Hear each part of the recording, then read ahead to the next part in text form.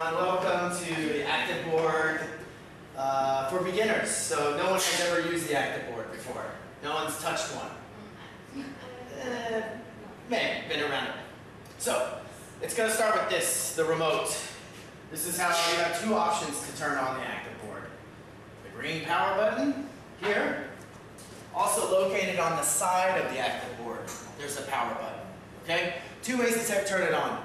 Once you hit it, it's going to take a little bit of time because it's got to warm up with this lamp here, okay? So give it a little bit of time. When you first get into the classroom, you're going to want to, power it on. So here's the interface that I have.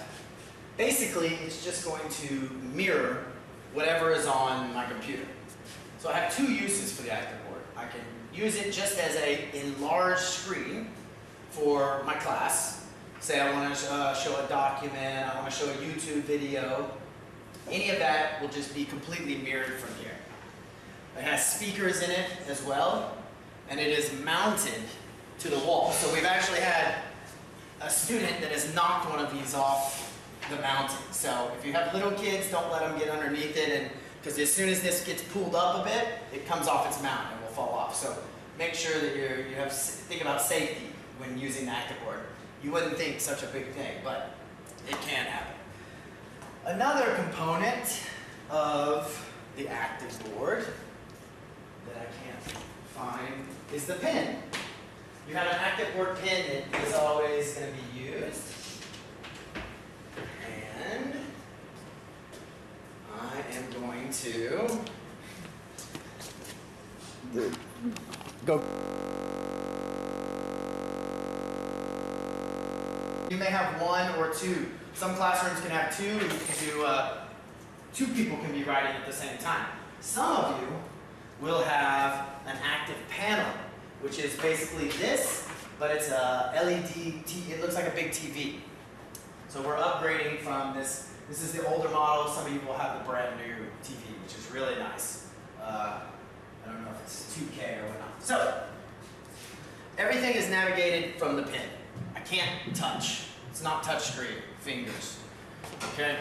There's nothing I'm going to be able to touch. Everything I'm going to do is with my pin here. Downsize can open. Now, a big thing that happens with these, when it gets knocked around, it gets out of calibration. Because it's quite sensitive, it's sensing from here to there. You'll often have things where you're writing here, you're writing on it, and the writing is like 3 inches to the left, and you're like, why is it not lined up correctly? You can calibrate your Active Board, which I suggest doing maybe every morning. It's very simple.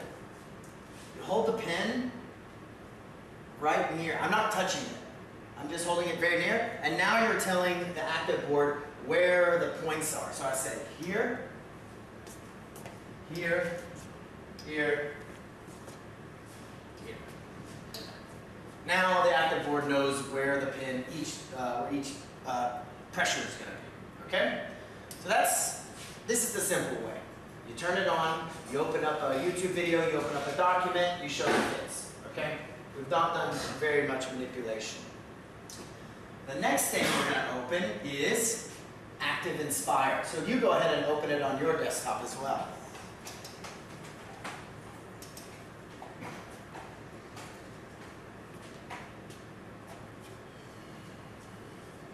ActivInspire will be installed in all of your computers by default. You may get this question. I go with Promethean Active Studio. I don't know what's the difference. So it's going to load up. It takes a little bit of time. This is actually quite fast. So as everyone loaded, they're going to have this screen. So you should have that. Go ahead and click close. Now, this is where I can start doing a lot of manipulation with the Active Board. I can write on it. Let's look at the toolbar. This is your toolbar where you'll get most of your inputs from. Can you guess what that one does? That writes on it. Yes, you got it. This one is for writing. What about this one? Highlight. Erase. color?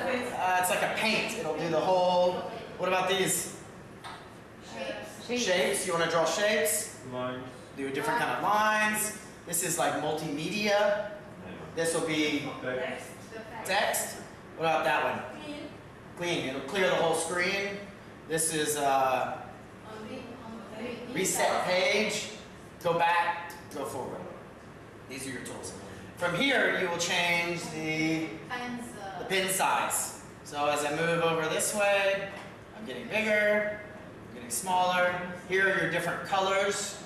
You can also go into the color wheel. I think there's a couple people that are a bit lost. Okay. Just, I don't know if Yeah. you You want to go get them? Yeah. Okay. So for the pin here, now within these this document, I can have multiple pages. So if I'm writing with my kids and we're writing a story and I do page 1, and then I want to go to the next page, I can do that. Now I'm doing 2 pages. Page 2. I want a new clean page. There we go. Now I got 3 pages. This would be a lot like if you've looked at a Google Google Slide or a PowerPoint. You know how you have your different little tiles here? It's the same here. I'm creating that. That's the basics of this toolbar. Now, let's say you're reading a website. You're reading the content on a website, and you want to write a note over it. I want to annotate on top of a website. How do you think I could do that? Have any guess? Which one of these would be which symbol here? There with mine. Okay. Any guess? Which one? Any of these you would click? There's one Second This one right here? This is called desktop annotation. Anytime you click that button, whatever is behind ActivInspire will become the front. Now I can write on this. Hello. Or if I'm on a web page, I can write on that. If I find some content that's interesting, I can highlight this. Okay. If I want to go back, I want to move the website. I want to go down on the website. I need to scroll down. You're going to have to come back in here and turn that off. So, let's see. Another thing that we can do. Change the size of it here. From here you can do the different, if you want it to be very zoomed up, you need to do something specific. If you want to zoom back, you can change the width is here all wide. yeah, very wide. If you want to, this kind of, once you have all the pin that you want, this takes up a bit of room, right? So I can put this little arrow. On the top, on the bottom. Yeah, it's not working. Oh, because I'm in. There we go. Now I've shrunk it down. Now I have maximum room to use right now for, whatever I need to do. And if you want to do anything into the trash. Can't you move this? Yeah, it can go. Here, you can go all the way. I mean, it will be instead of vertical, horizontal yes. bar. If It's good. can you enlarge it? And Yeah, there must be some way. That will probably be through your view.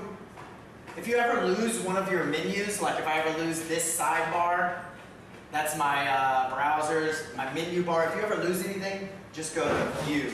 Can I tell you? Yeah, yeah. That's not